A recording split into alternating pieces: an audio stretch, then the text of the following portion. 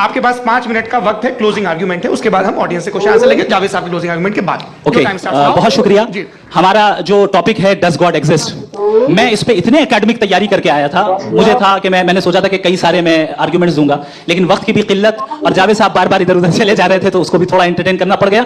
Does God exist पे मैं एक ही आर्गुमेंट दे पाया, आर्गुमेंट्स बहुत हैं और डेफिनेटिव आर्गुमेंट्स हैं, और मेरे आर्गुमेंट को किसी एक राउंड में भी इन्होंने एंटरटेन नहीं किया और रेफ्यूट नहीं किया, एक राउंड में भी नहीं, एक राउंड में भी नहीं। और ना ही अभी आपका क्लोजिंग आर्गुमेंट है, नहीं बता देना। Argument of contingency sir. अरे मैं आपसे कई बार कह चुका हूं कंटीजेंसी का मतलब अब मैं कैसे समझाऊं आपको आपस में, हाँ, आप और कितने आसानी से समझाऊं मैं, मुझे तो नहीं समझ में आ रहा है। आप अपनी आर्गुमेंट ऑफ कंटीजेंसी उर्दू में बोल सकते हैं।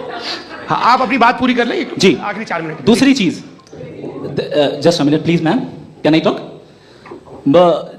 दूसरी चीज ये है कि आपने एक तो इसका जवाब नहीं दिया, दूसरा आपने गॉड के ना होने पर कोई डेफिनेटिव आर्गुमेंट नहीं दिया, सिर्फ मजहब पे बात कर रहे हैं आप। मजहब तो आज हमारा टॉपिक ही नहीं था, आज तो हमारा टॉपिक हो आप मजहब से ले लेकर आईएस तक चले गए। भाई हमारा क्या ताल्लुक है उससे? We condemn them. और उसका गॉड से क्या ताल्लुक है? अगर कोई गलत काम कर रहा है, किसी ने किसी को कत्ल किया, किसी ने किसी का रेप किया, उसको सजा मिलनी चाहिए। और आपके पास कोई भी rational strong foundation of morality नहीं है। आपने कहा कि मेजॉरिटी तय करेगी सोसाइटी की, वो सही होगा। मैंने कहा हिटलर को, फिर आप सही कहेंगे नहीं नहीं नहीं, प्लैनेट की सोसाइटी की मेजॉरिटी तय करेगी। तो प्लैनेट की मेजॉरिटी गॉड के एग्जिस्टेंस को मानती है, आप कह रहे हैं ये रिलीजियस है। तो यानी आपके पास कोई स्ट्रॉन्ग फाउंडेशन नहीं है ऑब्जेक्टिव मोरालिटी का। ऑब्जेक्टिव मोरालिटी का अगर कोई फाउंडेशन है तो वो सिर्फ गॉड है, गॉड है, गॉड है। Thank you ji.